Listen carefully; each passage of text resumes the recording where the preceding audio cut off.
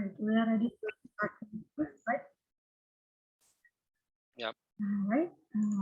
Ladies and gentlemen, may I have your kind attention, please? We are now about to begin this international webinar. Before we start, I would like to please to please to set your camera on and mute your audio during this webinar. Thank you very much. Bismillahirrahmanirrahim. Assalamualaikum warahmatullahi wabarakatuh. Salam. Salam sejahtera untuk kita semua. Greetings to all of us and Om Swastiastu, Namo Buddhaya, Salam Kebajikan. Good afternoon, everyone. Very good afternoon to you. It gives us immense pleasure to welcome you in this international webinar. And let me introduce myself first. My name is Nabila Hazia, and it is a wonderful and precious chance for me to be your moderator in this international lecture series on Monday, 18th of October 2021. It is our privilege to have you all with us today. But first of all, I would absolutely would welcome all the honorable speakers in this event this afternoon. The Honorable Associate Prof. Tuku Shureza, as founder and CEO of the Asian Lecture Committee, and the Honorable Dr. Dr. Andes Oku Nobuki, MPD, from Sentra Indonesia Foreign Sultan, and the Honorable Dr. CSP Wikadi Gunawan, DVM and PhD from Masambul University Jakarta, Indonesia, and then last but not least, the Honorable Mr. Ibrahim Ghazi Abdullah from Pedagogical College Dagestan, Russia. And also all the honorable lecturers and the participants. Ladies and gentlemen, I think before we come to the main session, it is best for us to start this event by praying first, so that this international webinar that we will hold today will run smoothly and without any obstacle at all. So pray according to our individual beliefs. May begins now. Bismillahirrahmanirrahim.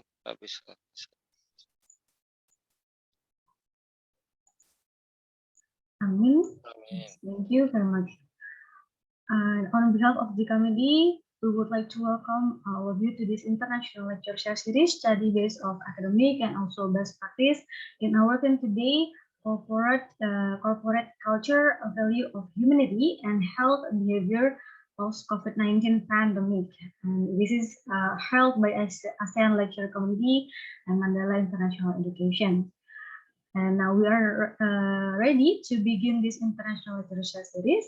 But first of all, I would introduce you all to the agenda today. That we will start by the opening session, and then there will be we'll be hearing an opening mark that will be delivered by our founder and the CEO of the ASEAN Literature Committee, Associate Prof. Tuku Shureza. And then there will be an introduction official video from the ILC as well. So the agenda will be continued with our session 1 sharing discussion. And in this session 1, we will hear from Dr. Andes Oku Nobuki, MPD. And the second session, we will have Dr. CSP Wikadi Gunawan, DVM and PhD. And in our session 3, we will have Mr. Ibrahim Humanitarian Pedagogical College Dagestan, Russia. And after that, there will be a questions and answer session, but we will have the Q&A session at the very last of our session after all the sharing discussion ended. Very well, ladies and gentlemen, maybe I won't waste your time too much, but we are now ready to invite and very pleased to have Associate Prof. Tuku Shureza as our founder and the CEO of the Asian Lecture Committee, as well as the initiator of this event, to give us the welcoming speech. The screen is yours now, sir. Okay, thank you Nabila. Assalamualaikum warahmatullahi wabarakatuh. Salam sejahtera untuk kita semua. I will to welcoming speak only 3 minutes and for 3 points only. Usually I talk about The first, thank you very much for all the speaker, Dr. Wekat, Dr. Oku, Dr. Ibrahim. This is a very specially program today because the famous of speaker from the three background, Russia, Japan, Indonesia, right?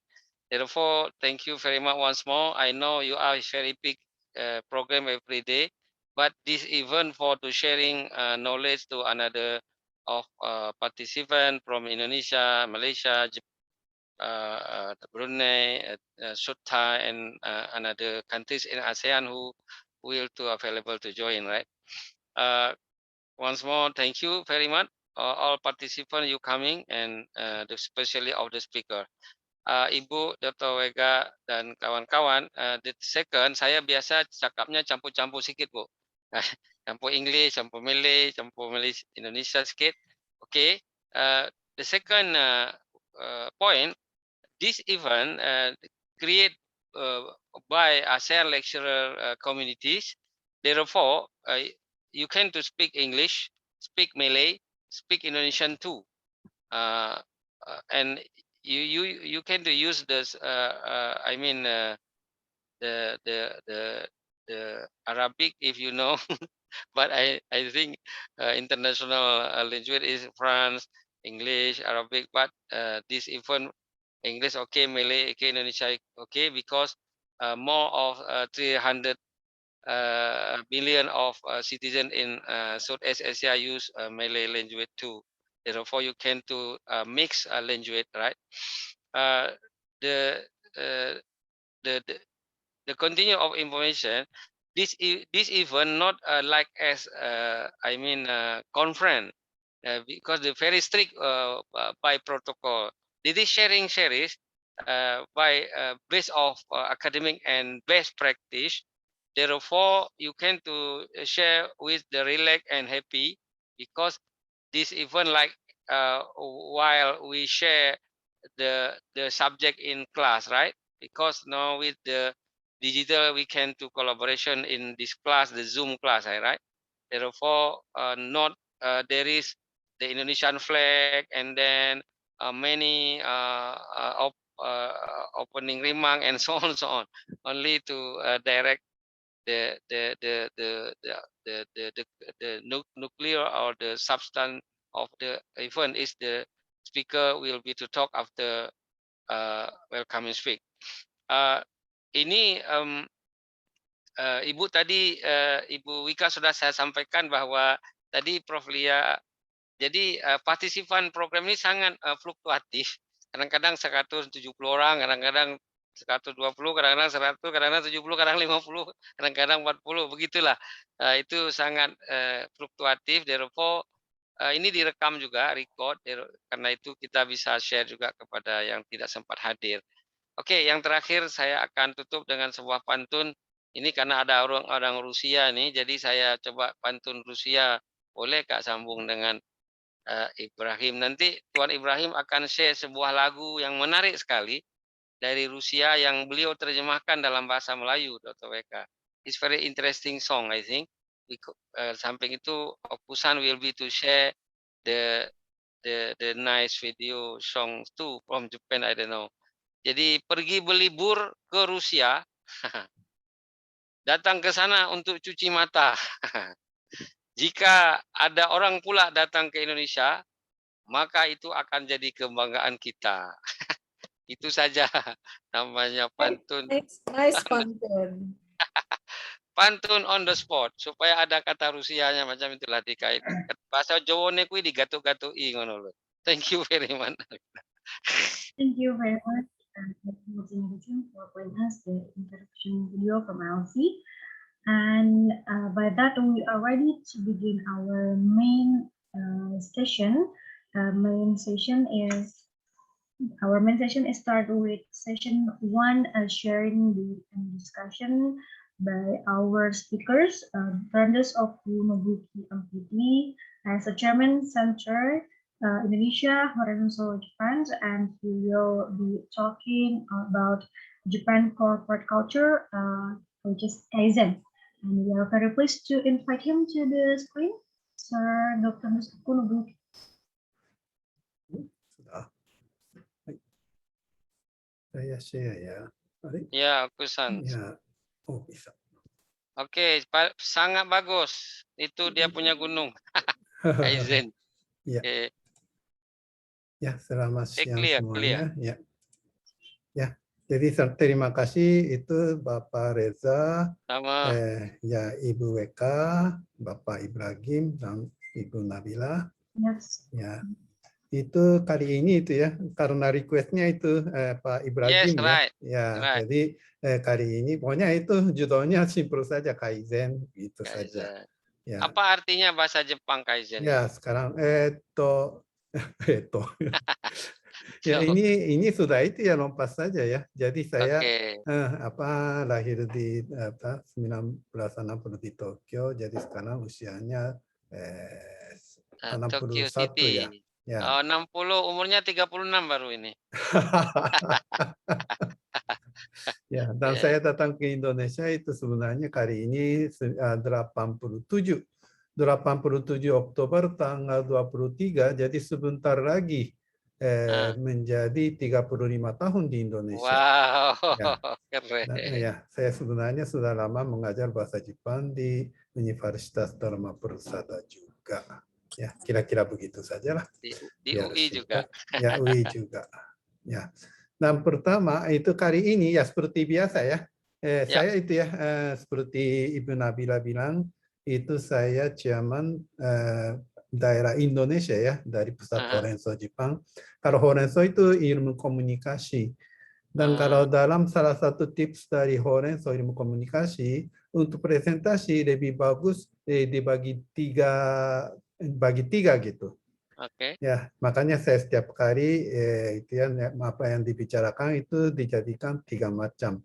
Pertama, Kaizen itu apa? Kemudian 7 step untuk melakukan Kaizen. Dan yang ketiga adalah Kaizen adalah ibadah. Judulnya itu sangat menarik. Yes. Ya, yang pertama itu Kaizen itu apa? Ya, tadi Pak Reza bilang Kaizen artinya apa? Kaizen kalau pakai kanji seperti ini. Oh. Dan kalau kanji pertama namanya kai artinya merubahkan. Merubahkan. Oh. Ya, jadi merupakan dan zen artinya kebaikan. Makanya kaizen artinya merubahkan sesuatu agar kondisinya menjadi lebih bagus. Itu namanya kaizen. Dan kalau ya mungkin Pak Ibrahim menarik kaizen, tertarik pada kaizen itu mungkin itu ya karena atas nama kaizen Jepang menjadi berubah terus dan maju terus begitu mungkin ya. Dan sebenarnya kalau saya instruksi guru untuk pabrik. Jadi saya sering-sering mengadakan seminar kaizen terhadap anak-anak pabrik gitu ya. Dan sebenarnya saya bikin training kaizen itu 1 hari harus bayar. Tapi kali ini hari itu, untuk ibadah, ya, ibadah. hari ini. Yes, right. Ikhlas saja, ikhlas. Ikhlas. Ya. Dan sebenarnya kalau untuk kaizen di dalam pabrik ya, industri, ada beberapa syarat. Syarat pertama adalah, namanya ini ya syaratnya begini saja. Tidak boleh menambah 3M 1T. Wow, apa tuh? Mungkin baru tahu kali yang 3M, M pertama adalah money. Oh. Jadi untuk memperbaiki sesuatu tidak boleh pakai uang. Atau saya kalau di pabrik ya saya bilang uangnya jangan lebih dari 1 juta gitu. Oh. Ya. Kemudian mesin. Jadi ya tentu saja tidak boleh pakai money ya, tidak boleh pakai menambah mesin ya. Ya. Kemudian tidak boleh menambah orang, man. Ya. Dan satu lagi tidak boleh menambah time. Jadi misalnya saja untuk memperbaiki misalnya saja meningkatkan itu ya hasil produksi, misalnya menambah jam lembur itu bukan kaizen lagi gitu. Ya, itulah. Jadi sebenarnya karena ada syarat inilah manusia bisa maju. Kenapa bisa maju? Karena ini. Dengan tidak boleh menambah 3M1T, apa yang kita bisa melakukan? sebenarnya kalau ide tidak ada batasnya. Jadi sebenarnya Tuhan memberi hadiah terhadap umat manusia adalah otak, atau kita sering bilang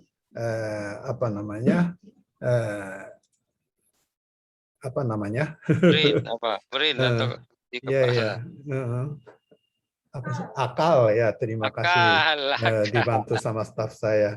Akal. Iya ya, jadi sebenarnya saya sering bilang itu apa bedanya manusia sama binatang yang lain? Ya, itu namanya manusia punya akal. Berarti kalau tidak pakai akal itu kita boleh dikatakan menghina Tuhan gitu. Ya. Dan untuk mengaktifkan ide, apa yang kita bisa dilakukan? Pertama, harus mencari atau merasakan masalah. Jadi saya sering bilang, kapan kita aktif otak atau aktif menggunakan akal? Ya karena ada masalah. Kalau tidak ada masalah, ya kita tenang-tenang saja. Ya, jadi sebenarnya yang paling pertama, yang paling penting adalah mencari atau merasakan masalah, atau ya mencari masalah lah. Jangan bikin masalahnya ya. Nah, kemudian dengan begitu dan untuk itu kita harus meningkatkan kepekaan, harus peka terhadap itu kondisi sekitarnya. Ya sebenarnya misalnya saja itu ya sudah lewat sih, sudah mau lewat, tapi ya misalnya corona, karena ada corona masalahnya apa, gimana kita dan kenapa rame-rame corona, misalnya saja itu salah satu kunci ya untuk melakukan kaizen. Kemudian selalu mempunyai keinginan maunya lebih baik lagi. Jadi salah satu hambatan atau itu ya hambatan kaizen adalah rasa puas. Kalau kita sekali menjadi rasa puas, tidak bisa kaizen lagi.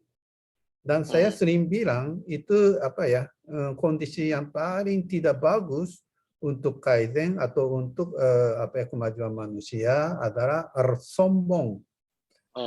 Sekali kita menjadi sombong, sama sekali tidak bisa belajar lagi, sama sekali tidak bisa maju lagi.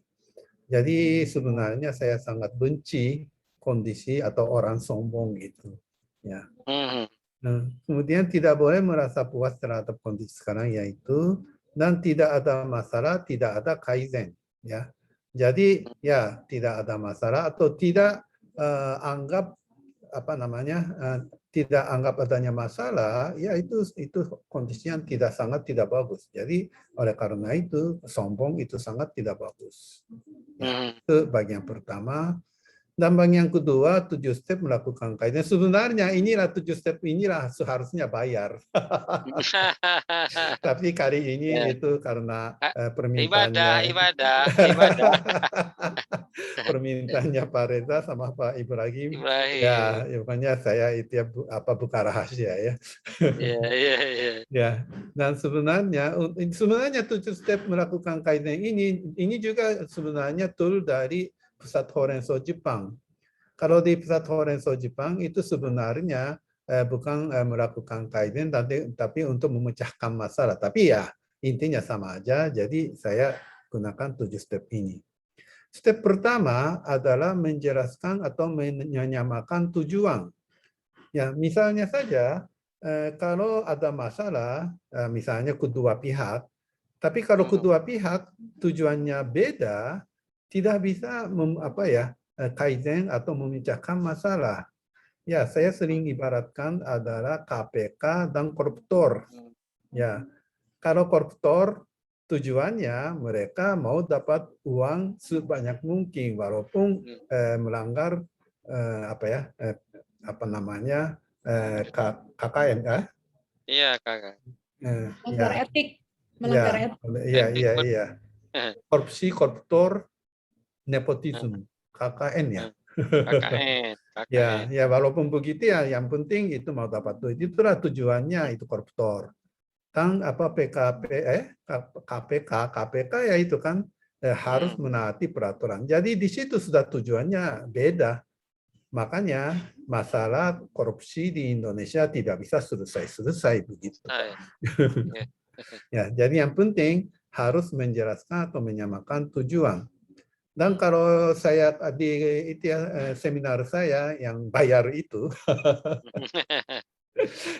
saya bilang tujuan di pabrik atau tujuan manusia itu apa gitu. Dan saya nanyakan, Anda mau masuk surga enggak gitu. Semua bilang mau gitu ya. Untuk masuk surga kita harus kaizen. Oh jelas ya. Jadi kalau di seminar saya tujuannya mau masuk surga. Kalau begitu ya tujuannya sudah menjadi satu. Kalau tujuannya sudah menjadi satu, step yang kedua adalah menjelaskan kondisi nyata. Ya. Jadi masalahnya apa? Ya. Contohnya apa ya? Misalnya saja kalau di pabrik ya, contoh yang sering-sering keluar adalah itu keluar barang NG. NG itu no good ya. Jadi barang yang cacat gitu ya, iya. Jadi itu kondisi nyatanya. Jadi terjadi cacat atau NG itu di mana oleh mesin yang mana dan mesin kondisinya apa harus jelaskan semua. Ya, kalau nggak dijelaskan tidak bisa maju step yang berikutnya. Dan step yang berikut adalah mencari penyebab utama. Jadi dari kondisi nyata itu sebenarnya penyebabnya apa? Dan saya itu ya sering-sering membantah ya, tidak boleh bilang human error.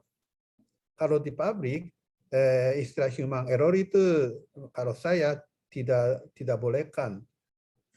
Kenapa? Karena kalau human error misalnya karena kesalahan orang terjadi masalah, cara memperbaikinya gimana? Harus memperbaiki orang. Memperbaiki orang itu susah, Pak. Ya, jadi harus dari misalnya kondisi materialnya seperti apa, kondisi mesinnya seperti apa. Jadi penyebab utamanya harus jelas. Ya, misalnya kalau kondisi mesin misalnya itu tekanan oli di mesinnya salah misalnya. Kalau begitu untuk perbaiki sistem tekanan oli dengan begitu ya bisa kaizen ya seperti itu. Dan sebenarnya walaupun 7 step tapi yang paling penting adalah 1 2 3 ini saja, Pak. Dan kalau 4 ke atas adalah kalau orang yang itu ya ikut training management itu sudah akrab, merencanakan planning, melaksanakan do, kemudian mengecek kembali, cek, dan evaluasi dan memikirkan tujuan selanjutnya itu action. Jadi PDCA ya, mungkin kalau orang bisnis yang pernah ikut training, sering-sering ikut training PDCA ya, untuk check action. Ya, jadi maksudnya kembali lagi ya, sebenarnya kalau seminar training selalu mentitik beratkan PDCA. Dengan PDCA saja ada yang bikin training 1 hari. Tapi sebelum masuk PDCA, ya yang penting 3 step ini. Tanpa 3 step ini masuk PDCA, ya PDCA tidak akan jalan. Ya itu kunci yang sangat penting. Ya begitu, Pak. Pendek sekali ya. Dan bagian yang ketiga adalah kaizen adalah ibadah. Ya tadi sebenarnya sedikit sudah bicara ya. Ya. Jadi waktu saya mulai training ya, waktu saya mulai training apapun awal-awalnya saya nanya begini. Apakah Anda mau masuk surga? Ya biasanya semua bilang mau gitu. Dan kalau begitu untuk masuk surga syaratnya apa ya gitu. Dan ada yang bilang harus sholat itu 5 kali 1 hari, harus ikut perintah Tuhan atau gimana, ngomong macam-macam ya. Tapi saya sering bilang itu ya ini untuk umum ya. Walaupun bukan agama Islam pun banyaknya mau masuk surga. Ya, kalau semua orang untuk bisa masuk surga gimana? Syaratnya apa? Mereka diam. Kemudian saya nanyakan lagi, apa keinginan Tuhan terhadap umat manusia? Ya, itu pun biasanya itu ya, nggak ada yang jawab. Oh, kalau begitu saya ganti itu deh, pertanyaan deh ya. Apa bedanya manusia dan makhluk hidup yang lain? Ya, dan biasanya ya apa sih? Pasti pakai sini ya. Iya. Apa bedanya manusia dan makhluk hidup yang lain? Ya akal. Oh, Akal hari ini lagi kok lupa terus. lupa terus. Ya, jadi akal. Oh, ya itu akal. Ya, kalau begitu akal itu apa? Ya, akal itu mikirnya macam-macam lah, apalah gitu, ngomong jawabnya macam-macam. Tapi ya saya tatain akal itu sebenarnya memikirkan sesuatu agar bisa perbaiki. Atau dengan kata yang lain, meningkatkan kemampuan sebagai manusia. Dan semua setuju. Oh ya, setuju. Ya, jadi sebenarnya perintah Tuhan atau keinginan Tuhan terhadap umat manusia adalah meningkatkan kemampuan sebagai manusia. Ya, setuju itu. Ya, jadi inilah keinginan Tuhan dan inilah kunci besar untuk masuk surga. Ya, jadi kalau bisa sampai begini, ya tadi ya 7 step yang tadi saya bilang harus menyamakan atau menyatukan tujuan. Ya, jadi kalau ininya menjadi tujuan, ya kita siap untuk memecahkan masalah atau kita siap untuk melakukan kaizen. Ya begitu Pak. Ya. Dan untuk meningkatkan kemampuan sebagai manusia, apa yang perlu dilakukan? Ya pertama, ya kapan kita betul-betul memutarkan akal secara serius? Ya tadi sedikit itu ya. Waktu ada masalah lah kita memutarkan akal secara serius. Ya, jadi sebenarnya untuk kita bicara mengenai kaizen, kita harus harus bicara masalah gitu. Jadi mencari atau menemukan masalah dan perbaiki, itulah kaizen. Ya, jadi tadi saya sudah bicara tanpa masalah tidak ada kaizen. Ya. Dengan melakukan kaizen, kita bisa meningkatkan kemampuan sebagai manusia. Makanya saya berani ngomong kaizen adalah ibadah. Ya, jadi logikanya. Kalau mau makan aku ikutan. Ya, ini bukan ibadah kalau makan. Ini ada yang masuk. Miyudi. Oke, please. Ya, jadi dan sebelum kesimpulan saya kasih itu ya. Saya kasih suatu contoh. Mungkin itu ya, Ibu WK pernah ke Jepang, Bu ya? Iya, tadi. Nah, mungkin pernah naik kereta ya? Dan naik kereta itu ada peron. Ya. Ada peron. Ya. Dan itu kalau peron itu bahaya. Kalau nggak hati-hati bisa jatuh ke rel. Ya, ke dalam. Ya. Dan memang kalau di Jepang itu sering-sering ada kejadian, terutama malam, orang mabuk itu ya sebelum naik datang kereta itu ya duduk dan itu ya atau itu ya karena mabuk jalan-jalan jatuh ke itu rel gitu. Dan ini saya tadi susah ya besarinnya. Besarin tapi kelihatan bisa. Ya. Jadi kalau di Jepang itu supaya orang tidak jatuh ke rel itu berbondong-bondong bikin pintu begini. Ya, sebenarnya di Jakarta, ya kereta bawah tanah di Jakarta, ya sudah awalnya ada desain begini. Tapi ini bikinnya mahal sekali. Ya, jadi kalau tadi saya bilang, kalau pakai uang itu bukan kaizen. Kalau sistem ini adalah inovasi. Jadi saya sering-sering dibedakan inovasi dan kaizen. Ya. Dan ternyata walaupun tidak pakai uang segede begini, tapi ada yang bisa kaizen. Sebenarnya di daerah itu ya Osaka ya. Caranya begini.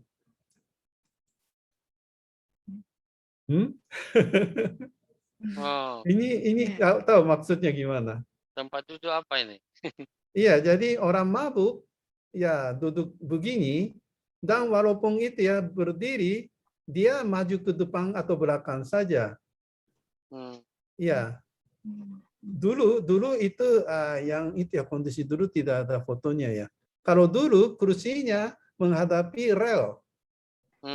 Jadi orangnya itu mabuk dan maju terus ya jatuh ke rel gitu. Nah, ini salah satu contoh kaizen yang saya sangat suka. Ya, dan ternyata ada kenyataan ya berapa persen sudah mencegah jatuh ke rel gitu dengan kaizen ini. Ya, ini salah satu contoh kaizen. Jadi betul-betul kita memutarkan apa ya otak ya, akal ya supaya tidak mencegah masalah itu seperti apa ya. Dan bagi yang ketiga, mengenai itu kesimpulannya, kita bicara kaizen itu apa? Kaizen itu memecahkan masalah begitu ya. Dan kita sudah belajar 7 step intinya untuk memutarkan PDCA plan do check action ada 3 step dulu. Step pertama adalah menyatukan atau menjelaskan tujuan. Step yang kedua adalah menjelaskan kondisi nyata. Dan yang ketiga itu mencari penyebab utama. Ya. Setelah itu baru memutarkan atau baru masuk step PDCA. Dan nomor 3 adalah kaizen adalah ibadah. Jadi untuk melakukan kaizen kita betul-betul menggunakan akal sebanyak mungkin. Ya, dan untuk memutarkan akal itulah keinginan Tuhan. Makanya boleh dikatakan kaizen adalah ibadah. Ya, seperti itu. Ya, dan seperti biasa terakhir saya sajikan gunung. Ya, karena saya senang gunung di Jepang. Ya, Indonesia juga tahu. Ya, sekian. Terima kasih, Pak. Ya. Baik. Arigato gozaimasu. Thank you very much, Dr. Andes, for our short break. Now that we are feeling refreshed enough, we are so pleased to invite our second speaker today with a beautiful name, if I'm not mistaken to mentioning it, Dr. Tri Sajana Rajna WK Dipunawan, DVM MPH from Ensemble University Jakarta, to have the screen and share with us the material. Okay. Thank you so much, Nabila. May I know where do you come from originally? I originally born in Bekasi. Oh, Bekasi. Nabila is alumni from Pajajaran University of Communication Faculty. Oh, I see. Yes. So you Indonesian citizens, right? Yeah. Yeah. Another planet called Bekasi. Another planet ya, Bekasi is another planet. All right. Oke, baik. Assalamualaikum warahmatullahi wabarakatuh. Selamat siang dan salam sejahtera. Thank you so much to Associate Professor welcome. Dr. Teguh Syahrul Reza for inviting me to share my little knowledge about health behavior during pandemic. Okay. Then may I share my slide by myself sebentar ya. Okay. Where is it? Yeah, no, it's very clear your screen. Okay. Kejap. In Malaysia time. Okay. Baik. So because of the participant mostly from Indonesia and Malaysia, perhaps I can present in bahasa. Yeah, Prof. Yes, yeah. Ya, betul ya, dan izinkan saya memperkenalkan diri. Nama saya tadi sudah disampaikan dengan sangat baik, dengan sangat manis oleh Nabila, yaitu Seri Sajana Prachna Wekadi Gunawan. Dan saya lahir di Banjarmasin, mungkin ada yang di antara kalian mengenal Ya, Banjarmasin ada Kalimantan. di Kalimantan Selatan. Ya, Kalimantan Selatan. Kalau di Kalimantan Selatan, maka seorang perempuan tidak boleh menikah kalau Oh, dia tidak hatam Quran. wow. Jadi itu adalah sebuah apa namanya Local condition wisdom. Yeah. condition yang harus dilakukan oleh para perempuan di Kalimantan ya sebagai suku Banjar. Banjarmasin. Ya. Ini. Jadi saya tentang health behavior during and post pandemic COVID-19. Jadi kita melihat perilaku sehat selama dan pada saat pandemik nanti pasca pandemi COVID-19. Nah ini backgroundnya adalah kalau misalnya semua orang di sini pasti sudah mengenal bagaimana gambar dari COVID-19 ya, virus COVID-19 dia ada corona itu maksudnya kayak mahkota gitu ya. Nah kita mengenal bahwa pada COVID-19 itu mulai di Wuhan, dilaporkan di Wuhan di Desember 2019 ya. Kemudian pada the early January 2020 itu WHO mengatakan bahwa ada public health emergency yang meminta responsibility dari many countries in the world untuk memberi kepeduliannya pada masalah ini ya, pada this is pandemic ya, not only epidemic but pandemic ya, jadi cross country gitu. Nah kemudian di Indonesia kita juga mengenal ada 2 kasus positif dilaporkan pertama kali pada bulan Maret 2020 yang it was from Depok ya, citizen from Depok West Java. Ya, dua kasus itu dua-duanya perempuan kebetulan, dan itu kita mulai sadar bahwa oh ya, sudah ada yang positif COVID-19 di Indonesia. Nah, kemudian itu ternyata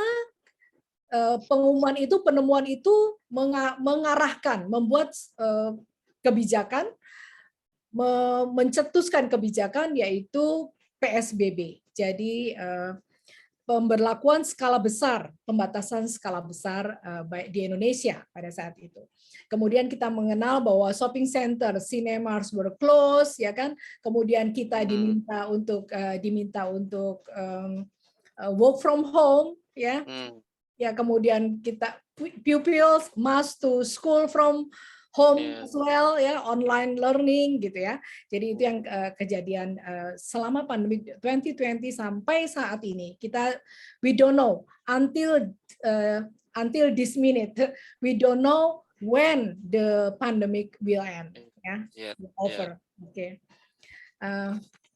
Dan pada saat yang terjadi ketika kita lebih banyak work from home, online learning ya, itu adalah anxiety, depression, and loneliness itu muncul ya, dan the highest data itu adalah pada saat mulainya PSBB. Dan we all know people spend more screen time ya, such as nonton Netflix lah, nonton Disney Channel ya, more snacking, kemudian less activity ya, dan that's a habit related to less mental health ya. So mental health problems increase along with this pandemic situation. And this saya mau emphasize juga bahwa domestic violence has also increased during this pandemic. Dan most of the victims are mothers ya, atau ibu, kemudian para perempuan dan juga anak-anak. Nah, ini juga perlu kita sadari. Nah, tadi ini sebenarnya bisa loh related to Kaizen tadi ya, to Kaizen. Karena dalam Kaizen itu kita tidak memikirkan material resources, tapi how to use non-material resources, right, Mr. Tuan Opu. Opu, Tuan Opu. Ya, betul Bu. Ya, oke. Ya, kayak you can add my presentation if you want. I think this is discuss. We can discuss the material presentation.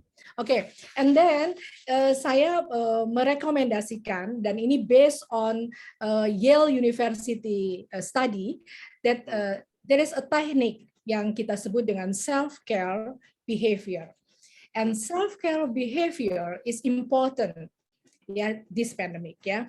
Kalau kita mengenal dengan self-care behavior ini, maka kita mengenal our body.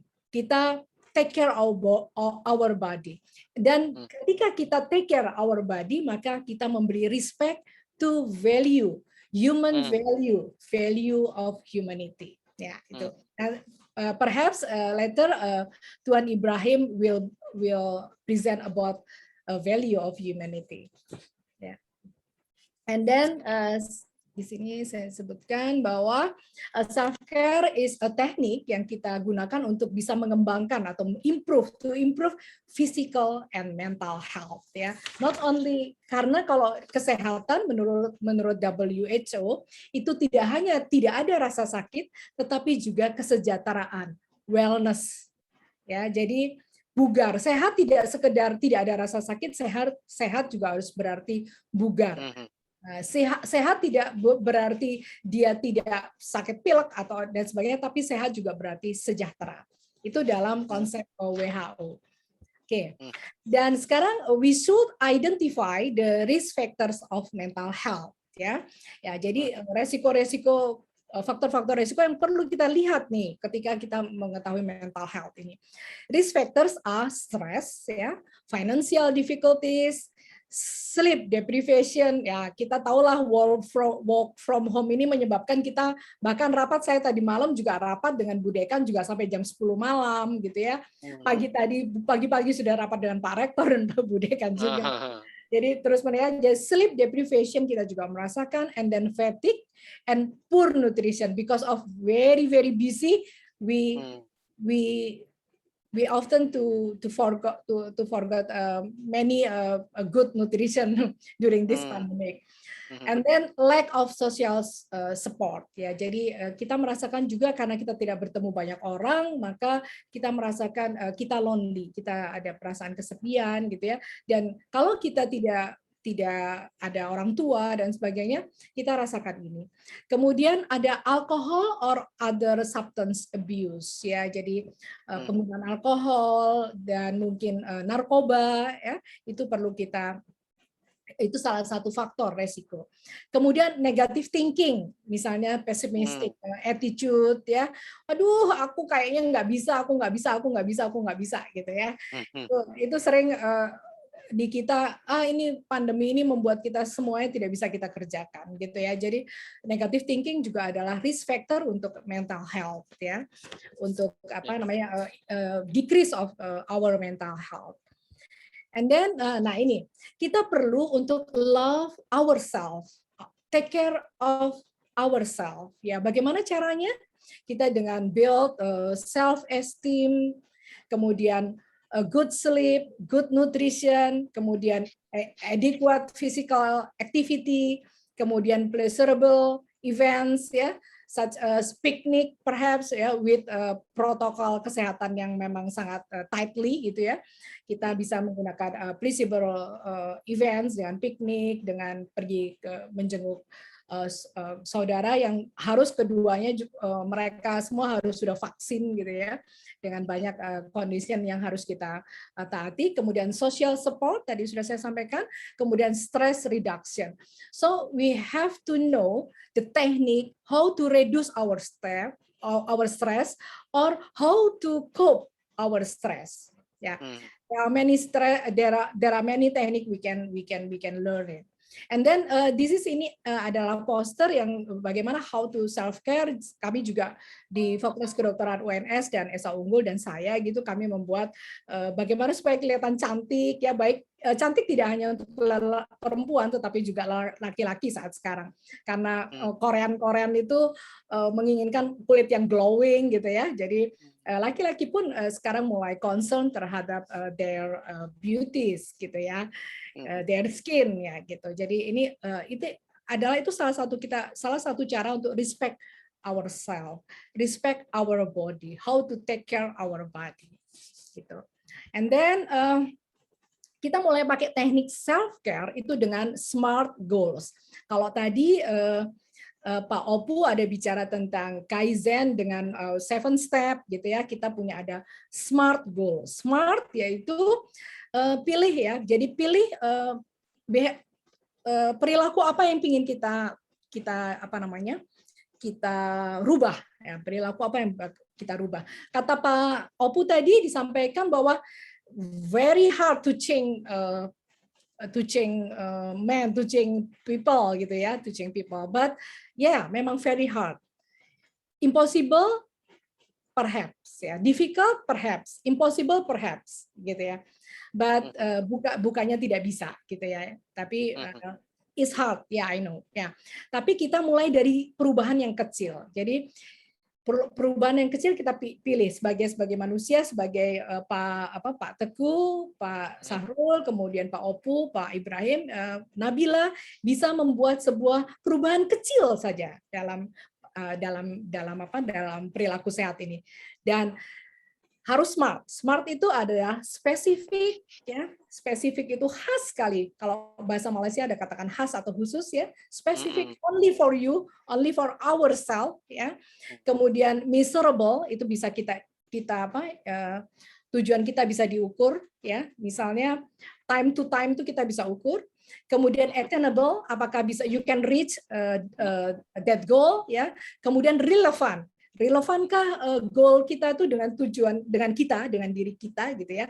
Karena kadang-kadang karena tidak relevan dengan kita, dengan situation di samping kita, dengan orang tua kita, family kita misalnya, itu kita tidak dapat mencapai goal itu. Dan your goals must should time based. Jadi harus ada time base-nya. We can determine the time we can reach it. Perhaps misalnya, for example, Nabila ingin menurunkan berat badan 6 bulan from today gitu ya. Jadi 6 bulan. Nah, kita jadi ada time base yang kita buat ya gitu. Nah, oke, dan ini beberapa contoh ya. You can use one or two ya, misalnya sarapan tiap hari, kemudian reduce intake of sugar atau sweetened beverage ya. Kita selama ini suka minum boba, ini kayaknya kelompoknya Nabila dan kawan-kawan nih. Suka minum yang kayak gitu ya. Millennial. So you should know, Nabila and your friends, that diabetic itu kasusnya makin hari makin meningkat, tetapi usia yang menderita juga makin muda. Jadi sekarang kalau Anda melihat, tahu-tahu teman-teman Anda usia 25, 30 mereka sudah terdiagnosis diabetes mellitus, ya, kencing manis. Ya ini karena ini. Mereka suka sekali minum-minum tadi dengan boba dan sangat manis. Kalau Anda pergi ya, saya beberapa ini kayaknya nggak cocok juga ya. Jadi kemudian add 1 serving of fruit every day. Ya, jadi cobalah untuk makan buah-buahan. Buah Indonesia itu banyak sekali buah. Ya, dan tiap tahun tuh sepanjang waktu musim buah, musim rambutan, musim nanas, sebenarnya kita tidak kekurangan buah. Ya, dan kalau orang mengatakan buah itu mahal, enggak lah ya. Kita bisa pergi ke pasar beli rambutan dengan hanya 20.000 atau bahkan kurang gitu ya, dengan mudah. Kemudian increase water intake. Ya, increase water intake maksudnya we should drink water itu 1.5 liter atau 2 liters per day. Ya, 2 liter ya, 2 liter itu sekitar orang bilang 8 gelas sehari gitu ya. Itu untuk gelas yang 250. Yes, good, Mr. Opu. Very good, excellent. That's the very good example. Ya, Mr. Opu dia bring water yeah, wherever he go. Yeah. Wow. And then mindful eating. Nah, millennials kita juga itu sering makan tuh terburu-buru. Aduh, sebentar lagi mau mau Zoom lagi. Sebentar lagi mau diundang lagi sama Pak Sahrul nih, diundang Pak Sahrul untuk jadi ngasih lecture. Jadi kita ini semua. Jadi mindful eating. Kita harus menikmati pelan-pelan, slowly, and nikmati our meals gitu.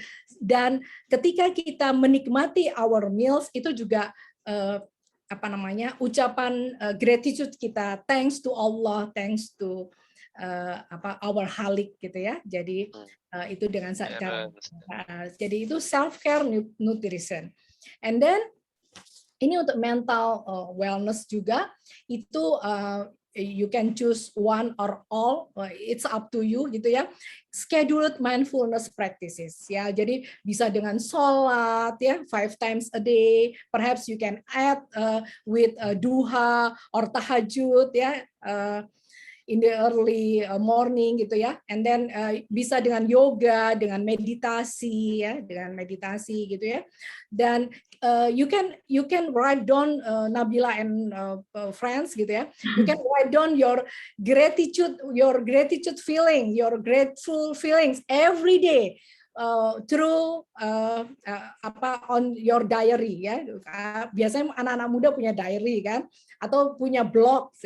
Yes, you can say every day about your gratitude feeling to Allah, gratitude feeling to farmers perhaps for they sudah menanam padi, sudah menanam itu untuk kalian makan gitu ya.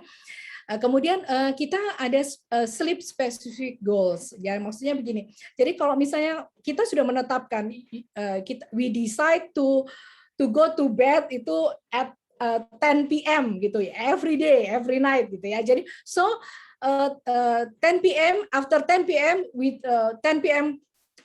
sharp gitu, we turn off all of the devices gitu ya. Kita nggak mau terima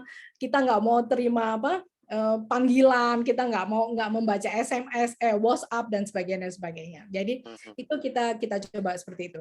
Kemudian secara terjadwal gunakan hal-hal yang menyenangkan diri Anda.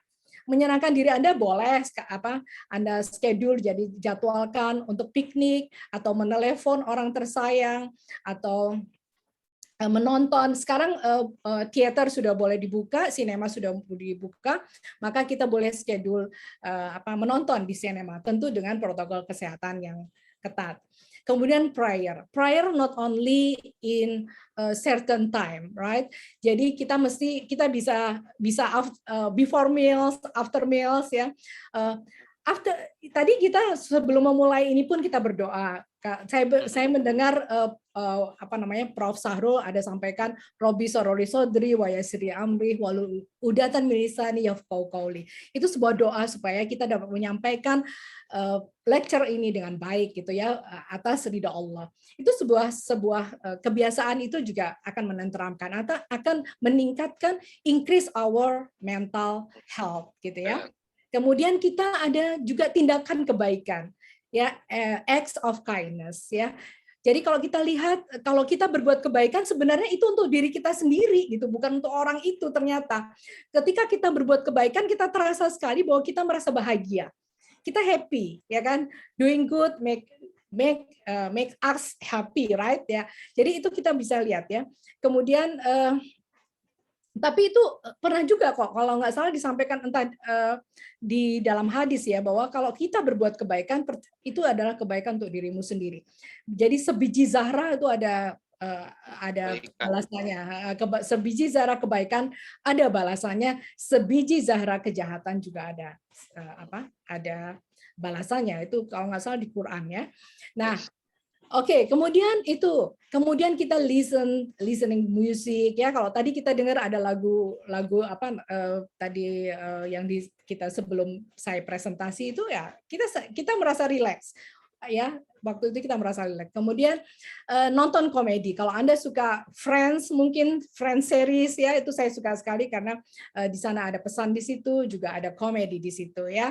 Kalau Anda suka Friends series itu banyaklah yang di apa. Saya biasanya kalau di Disney Channel, saya juga memilih komedi, atau di Netflix saya memilih komedi. Ya, oke. And then physical activity. Ya, ini kita bisa standing breaks while studying. Kalau kita di depan, in the front of laptop gitu ya, kita bisa sekali-sekali berdiri melakukan stretching gitu ya.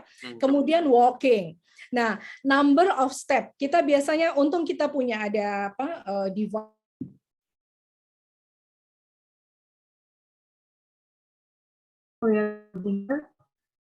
Apa dia punya sound hilang atau gimana?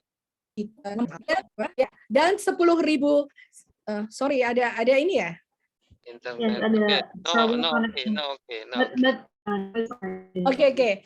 Nah, ini sebentar. Jadi 10.000 langkah itu sebenarnya bukan diharapkan 10.000 langkah itu adalah kalau kita dianggap adequate activities ya per day, itu 10.000 langkah. Tapi kalau kita hanya bisa 2.500 atau 3.000 is okay per day ya. Kemudian kita melakukan latihan-latihan untuk meningkatkan kekuatan kita ya, strength training, push up, weight atau plank ya. Kemudian 30 minutes per day of cardiovascular activity, misalnya badminton, jumping ya, lompat-lompat, itu cardiovascular activity ya. Kemudian sekarang sudah ada workout application ya. We can use workout application ya, 7 minutes a day ya. Di sini sekarang banyak sekali. Anda tinggal cari di App Store gitu ya, atau di Samsung gitu ya. Anda bisa menggunakannya. Kemudian, nah ini yang penting. Kita mulai mengevaluasi. Penting, tadi ada evaluation, kalau dalam Kaizen pun ada evaluation ternyata untuk mengevaluasi. Mengukur physical health, stress, depression, and anxiety. Nah, di sini kita bisa gunakan questionnaire ya. Questionnaire-nya adalah perception of health ya. How would you rate your health today ya? Jadi kita kasih 1 untuk much worse, kemudian slightly worse ya, noceng. Kalau noceng berarti nggak berhasil ya. Slightly better and much better. Kalau kita if we choose 5, much better, it means kita sukses ya, kita sukses. Health behavior kita, the process itu sukses ya. And then kita bisa juga tanya dengan would you say that in general your health ya, in general your health now seperti apa? Maka kita kasih ada poor, fair, good, very good, and excellent. Kalau kita choose excellent, maka kita sukses. Kita sukses telah melaksanakan perubahan. Dan ini saya kira kita masih akan seperti ini post pandemic as well. Jadi kita akan tetap social distancing, physical distancing, wearing mask, kemudian hand washing ya, kita akan tetap seperti ini. Dan perhaps in the future juga hybrid learning itu akan menjadi model. Dan saya dengar tadi Prof. Sahrul sudah menyampaikan itu. Jadi digital learning ya. Okay, thank you very much for your time. Hopefully this presentation is beneficial. Very interesting, on fire presentation. Thank you very much. Good.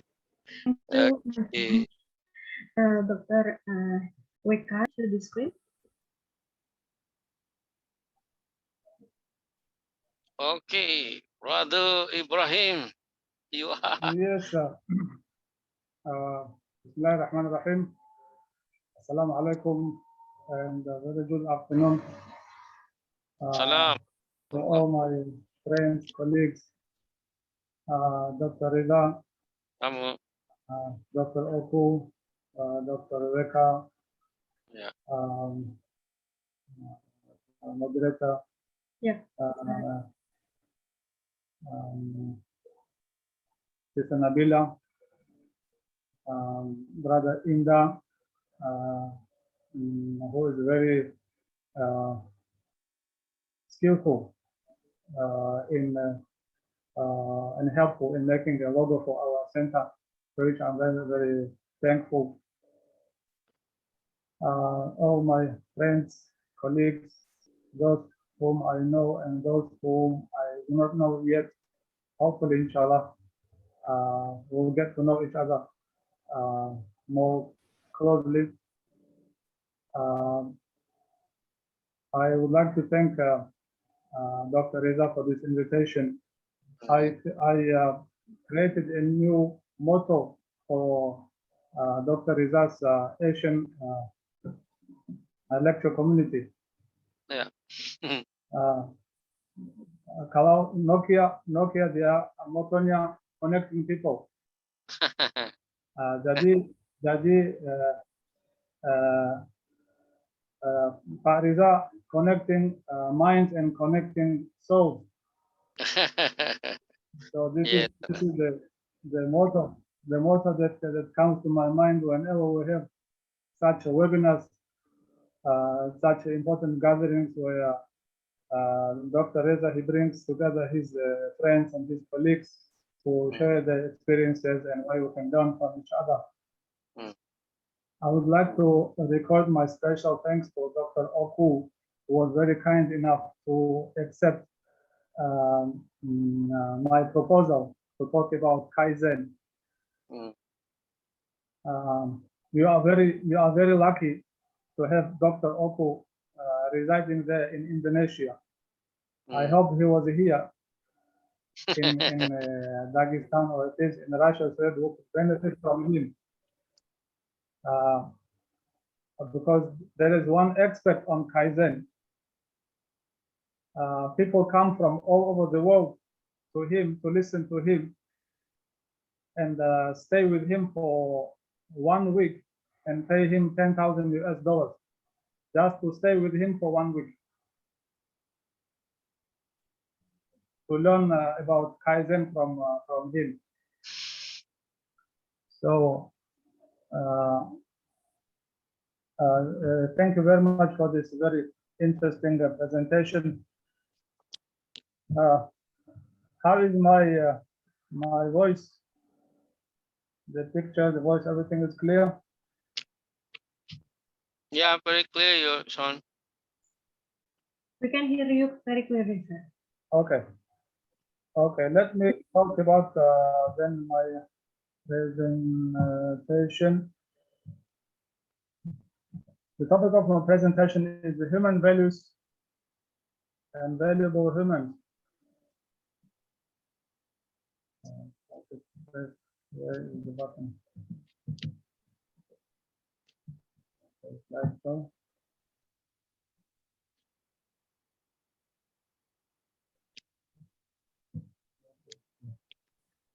Okay, now we will no, okay. It's very clear, good. Yeah, okay, good. Yeah. Now, when we talk about the human values, it's a very broad subject, and a subject which is very close to ourselves, to our culture, to our habits, for the judgment that is prevalent in our societies. It has something to do with our perception of things, the way we perceive and we take and give importance and priority to things. As we know, our society today is characterized by a lot of challenges in the 21st century. There are a lot of uncertainties, so much speed, of our activities. Challenges like our family institution and even our personal values, they are being challenged. We have so much hostility in the world, so much tension between cultures and nations, and it makes some people say that now we are living in the postmodern times or end of the times. Yeah, it brings a lot of problems, mental health, and other problems to human societies and individuals at a personal level. We have so much depression in the world, so much suicide cases, so much poverty, and a lot of developmental issues that spring forth from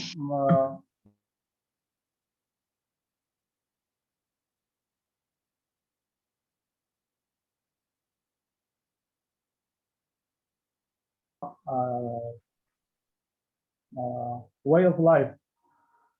In 2012, in the USA and the UK, there have been reports of millions of people suffering from drug addiction, from alcohol and smoke addiction. There are 3 robberies happening every minute. There are so many cases of abortion, and the jail are becoming an industry in its own, where they can use the cheap labor to produce their goods, and it creates a lot of problems for governments even to manage the societies and the countries. When we talk about values, human values, these are virtues that guide us to take into account the human element when we interact with other human beings. Such values, for example, like respect for each other, acceptance of each other, consideration of each other's views and differences, appreciation, openness, etc. And values, they might be different from one culture to another. For example, Spanish parents, they want their children to be sociable. Swedish parents, they value security and happiness. Dutch parents value independence and predictable schedules. I remember my shocking experience in Malaysia when I encountered Orang Asli community, and I always tell this story to my students in my class, so that we can learn a lot of things from other people, no matter how their living conditions are. I was really shocked when I met Orang Asli community in Malaysia. They were carrying ratang. They were collecting ratang in the jungle, and when I met them, I saw that everybody is carrying the ratang. The children, the ladies, the men, young, old, everybody was working. Even there was a pregnant lady, maybe she was in the 7th or 8th month of pregnancy, and she was carrying a breastfeeding baby with her, and she had a lot of children, maybe around 5 or 6 children, from the age maybe from 2 years until 10 or 12 years. So I decided as a kindness, and I decided to give the food that I was carrying with me. So I was having bungkus, for my lunch. So I decided to give it to the mother. I thought the mother is going to sit down with her children and they're going to share the food. She's going to feed the children, and they're going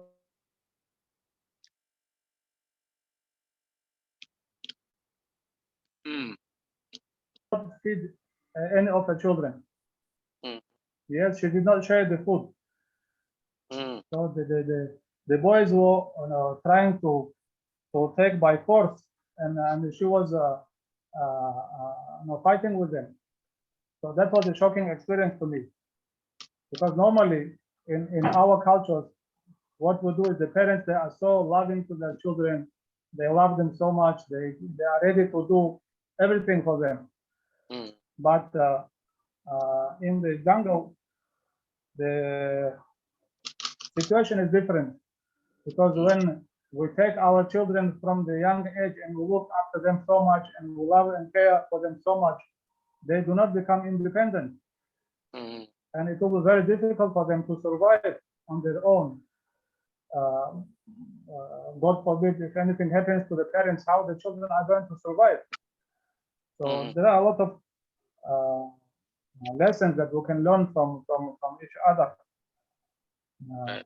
So this is a story that I always like to tell my students in class, so that they should be independent from the very young age, and they should not be relying so much on their parents.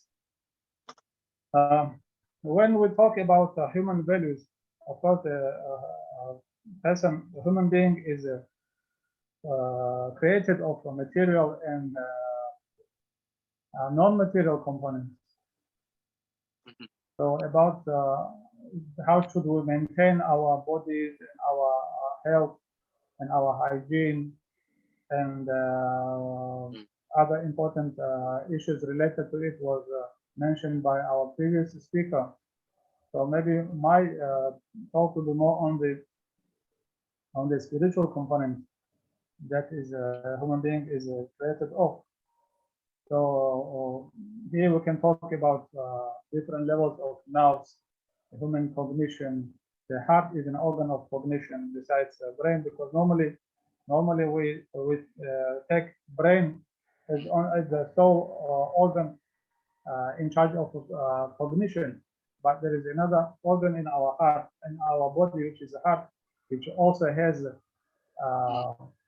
neurons, and it also has its own knowledge, Mhm. which is different from the brain knowledge. So it is important for us to look after our spiritual side also, so that we can have some special moment with ourselves. The first step in Kaizen was you have to know your tujuan, your purpose, Mhm. your purpose in life. So everything it boils down in Kaizen to the purpose of life. What is the person's purpose of living in this world? So everybody has to find out for themselves their purpose. In Japanese, I think they say it ikigai. Ikigai. You have to find out what is your ikigai. So it is something that wakes you up every morning. Why you wake up and why you leave your bed in the morning, for what purpose? So there is once you find out your ikigai, then it will be easy for you to do the work that you like most, and you are capable of doing and performing well, to the extent that you can become shokunin. I think the Japanese word shokunin. Maybe later on, Dr. Oku, he can explain about those terms in greater detail. Mhm. So among the human values, I've selected few values that I think are important. So I'll just limit myself to this few values, because the subject is very broad and it is very deep. And I have selected some statements from great scholars in the past those who I consider are more knowledgeable on this subject, those whom I consider as experts who can talk on this subject better than anyone else. So these are their statements I have selected under each category of human values. When we talk about love,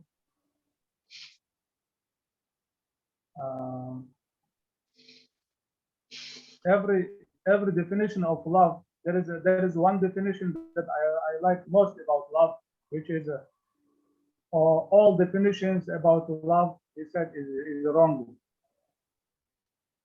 Because every person has his own understanding of what love is. So another person's definition might not be acceptable to somebody else. So that's why it is a very difficult subject to talk about what love is. So nevertheless, some of the statements that I've selected here. Love makes one speak. That is, when somebody is in love, he becomes so much berani, he can talk. Maybe before, if he's a very shy person, but when he falls in love, he becomes so eager and so berani, he can talk. So love makes one speak, but shame silences. When the person he has done something shameful, dia suka diam, sebab dia melakukan sesuatu yang shameful. And fear makes one uneasy. When somebody is afraid, it makes him uneasy. There is 5 minutes more. Oh, 5 minutes more. But you will to continue after question answer. Okay, maybe later. Okay. Kekasih hancur jika dia diam, tetapi Arif hancur jika tidak diam. This is a Google translation. I hope I delivered the correct meaning. Sekelompok pria datang mengunjungi seorang Ashibli, seorang alim yang sedang sakit. Dia bertanya, siapa kamu? Mereka menjawab, kami adalah pria yang mencintaimu. Kemudian dia mulai melempari mereka dengan batu, dan ketika mereka melarikan diri, dia berkata, jika kamu benar-benar mencintaiku, maka kamu akan kamu bersabar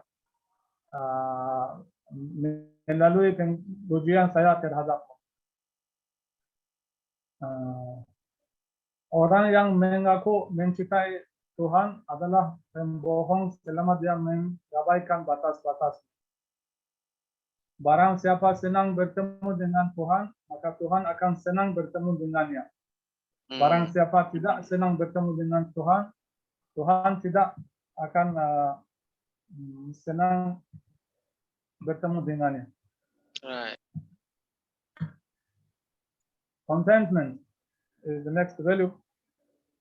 I think the contentment is the right translation will be rida, not kepuasan.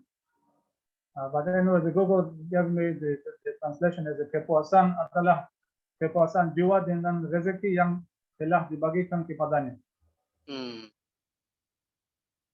Orang miskin mati kecuali orang-orang yang dihidupkan kembali oleh Allah dengan kemuliaan kepuasan.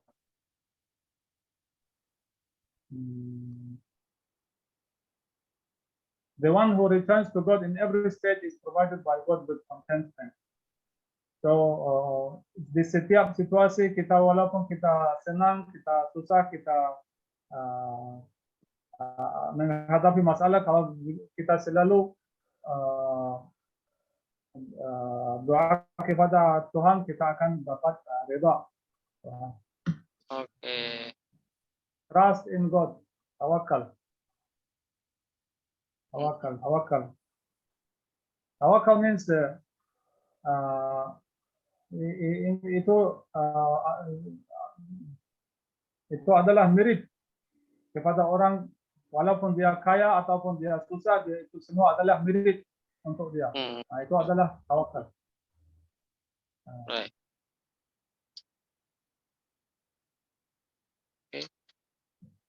Okay. Satisfaction. This is also another important value of humans. Bagaimana kita tahu Tuhan ridha dengan kita atau tidak?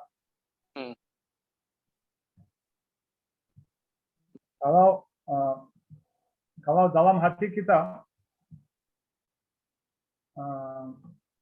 kita ridha dengan Tuhan, maka Tuhan ridha dengan kita. Right. Betul. Terus masih 2 menit lagi. Ridha juga kita tidak pilih apa-apapun. Ini juga di antara ridha. Betul. Patience, sabar. Ya.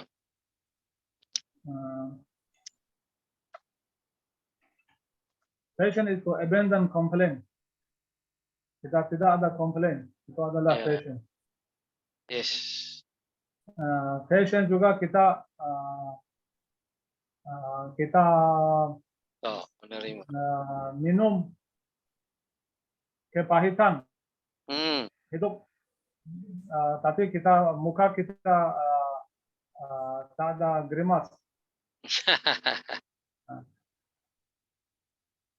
I think I'm sorry, my bahasa is not good enough. Ya, betul itu. To deliver all this. These are very deep, meaningful statements. I find it difficult even in English to understand them properly. No, One has to very good. We one has to understand. take time and you know, Never mind. to understand them. Yeah, understood. This is also another good one.